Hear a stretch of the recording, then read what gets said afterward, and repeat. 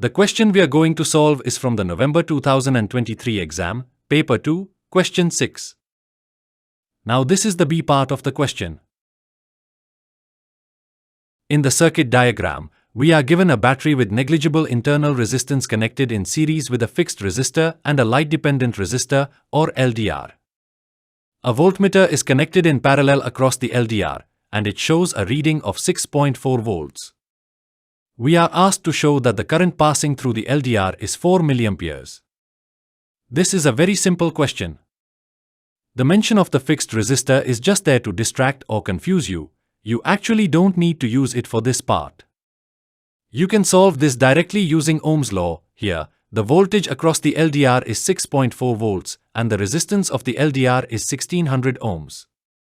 Substituting these values into the formula and solve to get the result. This is the B part of the question. We have already solved this question when we discussed the topic of specific resistance, and here is the complete solution. The next question we are going to solve is from the May-June 2021 exam, Paper 2, Question 5. In Part A, we have to define the unit of resistance, which is ohm, and here is the definition. Next is the B part. Here is the statement of the question. A wire is made of metal of resistivity ρ.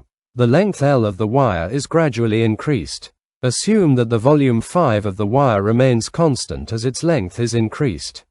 Show that the resistance R of the extending wire is proportional to L square.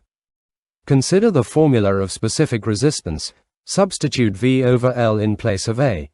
And now according to the statement of question, volume remains constant and ρ is also a constant, so it has been proved that the resistance R of the extending wire is proportional to L square. The next question we're going to solve is from the May-June 2020 exam, Paper 2, Question 5. Part A. Metal wire is used to connect a power supply to a lamp.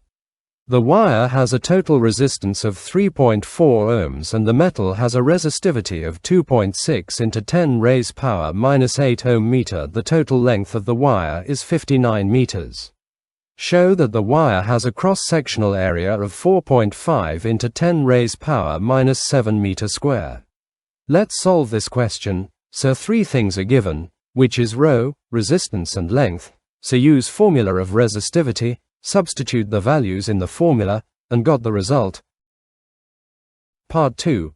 The potential difference across the total length of wire is 1.8 V. Calculate the current in the wire. Voltage is given, which is 1.8 volts. Take the resistance from Part A, which is 3.4 ohms. Now use the Ohm's law and substitute the values to get the result.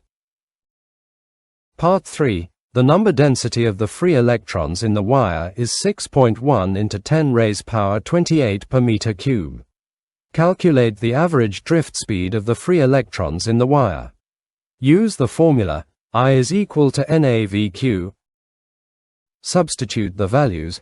After calculation, result is 1.2 into 10 raised power minus 4 meter per second.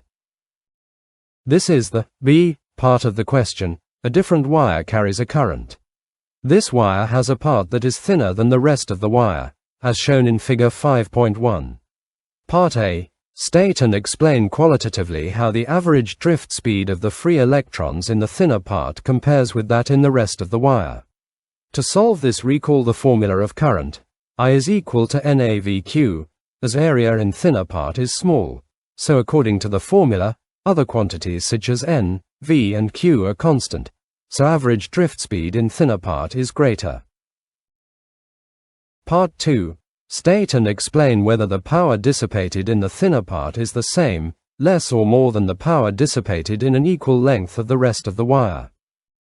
The thinner part of the wire has a higher resistance because its cross-sectional area is smaller. As current flows through it, the electrons experience greater opposition to their motion. Since electrical power dissipation is given by P is I square R, the higher resistance causes more power to be dissipated in the thinner section compared to an equal length of the rest of the wire. Part C. 3 resistors have resistances of 180 ohms, 90 ohms and 30 ohms. Part A. Sketch a diagram showing how two of these three resistors may be connected together to give a combined resistance of 60 ohms between the terminals shown. Ensure you label the values of the resistances in your diagram. Recall the series and parallel combination of resistors. In case of series combination, if we add the values, then it will exceed it from 60, so only parallel combination is possible. And if we use 180 ohm and 90 ohm in parallel, then its equivalent resistance would be 60 ohm. The next question we're going to solve is from the November 2017 exam, Paper 2, Question 5. Part A. State what is meant by an electric current. Electric current is the flow of charge carriers. Part B is a similar question, we have already solved. In theory, move to the next part. A metal wire in a circuit is damaged. The resistivity of the metal is unchanged, but the cross-sectional area of the wire is reduced over a length of 3.0 mm, as shown in Fig. 6.2. The wire has diameter d at cross-section X and diameter 0.69 d at cross-section Y. The current in the wire is 0.50 A. Determine the ratio. Consider the formula for current for each part X and Y. Cancel the similar terms. Rearrange formula. Substitute the formula of area to have the relationship in terms of diameter. Substitute the values in the formula. Calculate using calculator. The result is 2.1. Thanks for watching. Don't forget to like and subscribe.